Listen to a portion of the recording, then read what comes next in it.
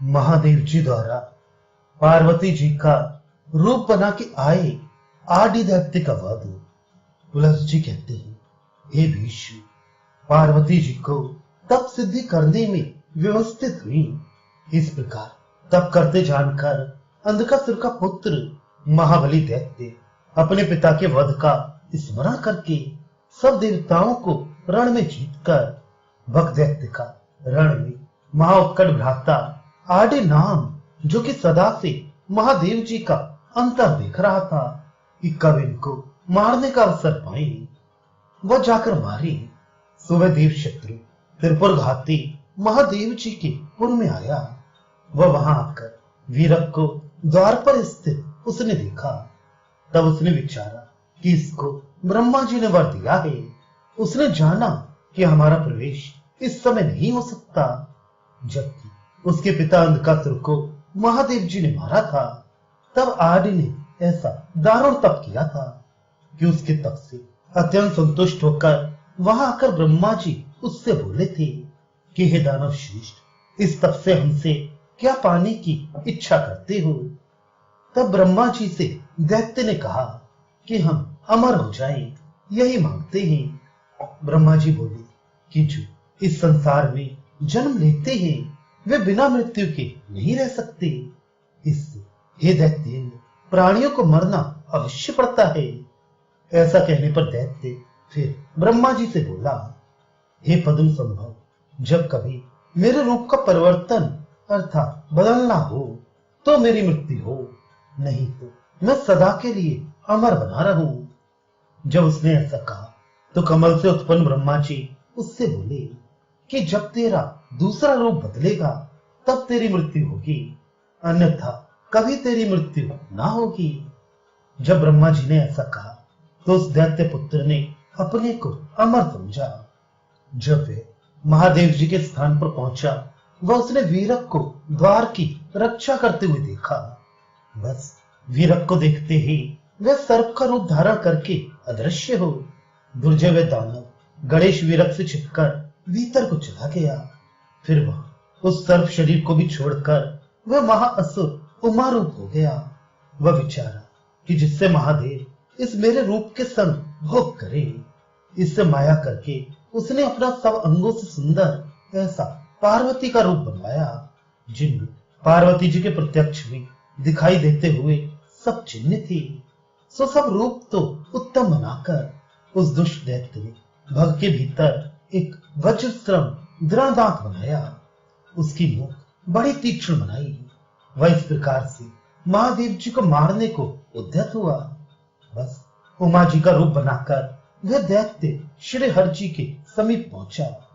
पापी ने ऐसे विचित्र भूषण वस्त्रों से अपने शुभ अंगों को भूषित किया कि उस महासुर को देखकर पार्वती जानकर महादेव जी ने उसे झपटा लिया, क्योंकि सब अंगों से उससे उन्होंने गिरजा ही जाना। वह साधु भाव से पूछा कि हे गिरजी, तुम्हारा बनाया हुआ भाव तो नहीं है। तुमने अच्छा किया जो हमारे आश्रय को जानकर आश्रम पर फिर चली आई, क्योंकि बिना तुम्हारे हमको तीनों लोक शून्य दिखाई देते थे। सो हे प्रसन्न बदनी, तुम अपने आप फिर प्राप्त हुई हो, ये तुमको योग्य ही था।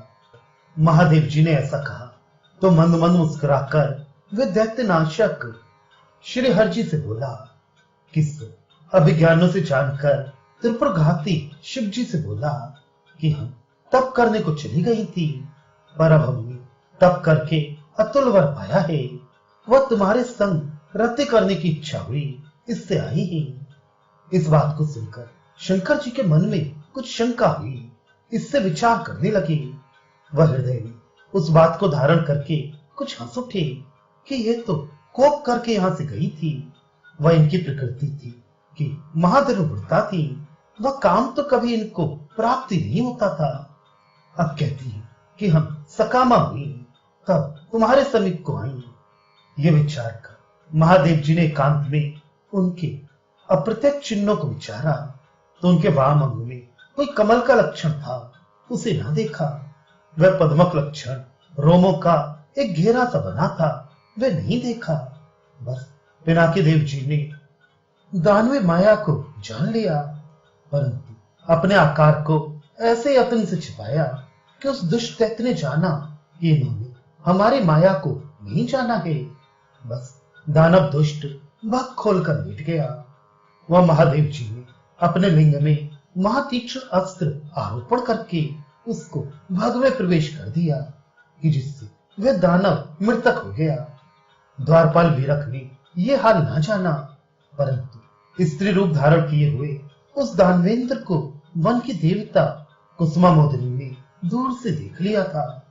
पवन देव से कहा कि तुम शीघ्र चलते हो, पार्वती से जाकर कह दो कि शिव के समीप आज एक स्त्री आई और भोग करा गई। वायु ने जाकर देवी जी से कहा। वृतांत को सुनते ही मारे क्रोध के लाल लाल नेत्र करके हृदय कपाकर वीरक पुत्र को उन्होंने देखा कि अपनी माता हमको इस स्नेह से विप्लव छोड़कर, जिससे कि तुमने हमारे परोक्ष में महादेव जी के समीप अन्य स्त्री को जाने दिया है, इससे तुम्हारे हृदय में बड़ी कठोर रूखी छुरा की धारा के समान तीक्ष्ण शिला की माला के तुल्य जटा होगी। बस वीरक तुम्हारी ये चिन्ह हो जाएगा जिससे तुमने हमारा अनादर किया है। सुयह चिन्ह सदा संभ्रम में व सुचित्त रहने पर भी बना रहेगा। जब ऐसा कहकर कोप को पार्वती जी ने छोड़ा तो उनके मुख से एक कोप किए हुए सिंह निकला। वह सिंह बड़ा कराल था। वह जटा उसके कंधे पर जटिल थी, पूंछ उसको ऊपर को उठी थी। वह बड़े विकराल दांत होने के कारण मुख बड़ा भयंकर था। मुख भय जिह्वा लपलपाता था, कटे वह गला पतला था। पार्वती जी ने विचार किया कि इसके मुख में घुस जाए। इस बात को जानकर भगवान ब्रह्मा जी सब संपदों के स्थान उस स्थान पर आए। वह आकर वे देव देवेश स्पष्ट वाणी से श्री पार्वती जी से बोले कि अब फिर तुम क्या चाहती हो? क्या अलव्य वस्तु तुमको दे? जो तप करती हो हमसे मांगो, तुरंत देंगे। वह हमारी आज्ञा से अति क्लेशदायी इस तप से निवृत्त हो।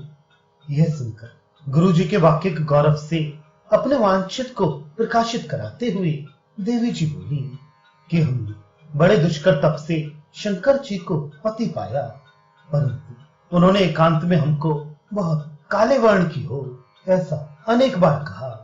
इससे हम चाहती हैं कि अब कांचन के रंग की अत्यंत गोरी होकर हम पति के समीप जाएं, वह गौरी हमारा नाम भी हो जाए। भूतपति पति का अंग भी एक और विषरहित हो जाए, उस ओर हम सदासी हुई बैठी रहें। पार्वती जी का ऐसा वचन सुनकर जगदीश्वर ब्रह्मा जी बोले कि ऐसा ही हो, अब तुम अपने पति के आधे अंग को धारण करोगी। ब्रह्मा जी के ऐसा कहते ही देवी जी ने अपनी नीली दीप्ति को छोड़ दिया। वह त्वचा फूले हुए नील कमल के रंग की अलग चमकने लगी। वह फिर वह त्वचा अति भीम रूपिणी घंटा धारण किए 3 नेत्र की मूर्ति हो गई। नाना प्रकार के आभरणों से संपूर्ण वह पीले कौशे वस्त्रों को धारण करके स्थित हुई। नील कमल की सी दीप्ति वाली देवी से ब्रह्मा जी ने कहा कि हे ऋषि, तुम गिरजा के शरीर से उत्पन्न हुई हो, अब हमारी आज्ञा से कृतकृत्य हुई। वह इनमें एक अंश तुम में न्यून रहेगा, वह से जो देवी के क्रोध से उत्पन्न हुआ है। हे वरानी, वह तुम्हारा वाहन व पताका होगा। अब तुम विंध्याचल पर को जाओ, वहां देवताओं का कार्य करोगी। वह यक्षराज कुबेर का सेवक एक पंचाल नाम यक्ष है, वह तुमको दिया जाता है, उसे अपना किंकर बनाना। वह सैकड़ों माया जानता है। यह सुनकर कौशिकी देवी के नाम से प्रसिद्ध होकर वह देवी विंध्याचल पर को चली गई। वह पार्वती जी भी अपने संकल्प को पाकर महादेव जी के निकट को चली गई। वह बड़ी शीघ्रता से स्थान में बैठने लगी। इतने में वीरक ने हाथ पकड़कर खींच लिया। वह स्वर्ण के भेद से उसने आगे जाने को रोक दिया। वह बड़े कोप से कोई व्यभिचारिणी जानकर बोला कि जब तक तू अपना शरीर ना छोड़ देगी तब तक तेरा वहां जाने का प्रयोजन नहीं है, क्योंकि देवी जी का रूप धारण करके तो कोई दैत्य है, महादेव जी को छलने को आया है। इसी प्रकार एक और भी दैत्य देवी का रूप धारण करके हमसे छिपकर चला गया था, पर महादेव जी ने उसे मार डाला। उसको मारकर कोप किए हुए महादेव जी ने हमको आज्ञा दी है कि अब कभी तुम्हारी असावधानी से कोई यहाँ चला आएगा तो तुम फिर अनेक वर्ष तक द्वारपाल ना होने पाओगे। इससे हम तुम्हारा प्रवेश यहाँ नहीं देंगे। बस शीघ्र यहाँ से चली जाओ। एक स्नेह वत्सल माता पार्वती को छोड़कर हे कमल लोचने, यहाँ कोई अपरिचित तब से नहीं जाने पाता। वह स्त्री मात्र तो विशेष करके यहाँ जाने नहीं पाती, क्योंकि हमारे पिता माता दोनों की आज्ञा है कि कोई स्त्री ना आने पाए। जब देवी जी से वीरक ने ऐसा कहा तो उन्होंने अपने मन में विचारा कि वह स्त्री नहीं थी, दैत्य था, जिसे वायु ने हमसे कहा था। क्रोधयुक्त होकर इस बेचारे वीरक को हमने वृथा ही श्राप दिया। बस मूर्ख लोग इसी प्रकार क्रोधवश होकर और का ढालते हैं। क्रोध से कीर्ति हत हो जाती है। वह क्रोध स्थिर लक्ष्मी व शोभा को नष्ट कर देता है। बिना निश्चय किए हमने अपने पुत्र को श्राप दे दिया। विपरीत बुद्धि वालों को विपदों का उदय सुलभ ही होता है। ऐसा मन में विचार करके पार्वती जी वीरक से बोली।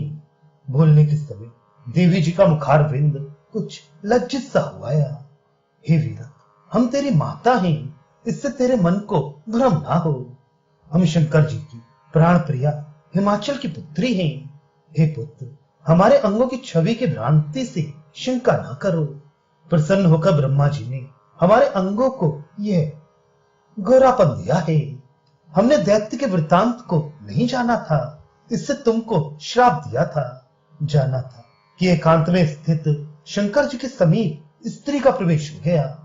अब श्राप तो नहीं लौटता, पर तुमसे ये कहती हूं कि अब हमारे श्राप के कारण तुमको मनुष्यों में जन्म लेना पड़ेगा। वह शीघ्र ही वहां से हमारे समीप आ जाओगे। वहां सब तुम्हारे मनोरथ पूरे होंगे। इस बात को सुनकर सिर झुकाकर पूर्ण मन होकर माता के चरणों की वंदना करके पूर्णमासी के चंद्र के समान प्रकाशित दीप्ति वाली पार्वती जी से वीरक ने हामी भरी और उनकी स्तुति करने लगा। जब वीरक ने स्तुति की तो देवी जी अत्यंत प्रसन्न होकर अपने पति जगतपति शंकर जी के भवन में चली गई।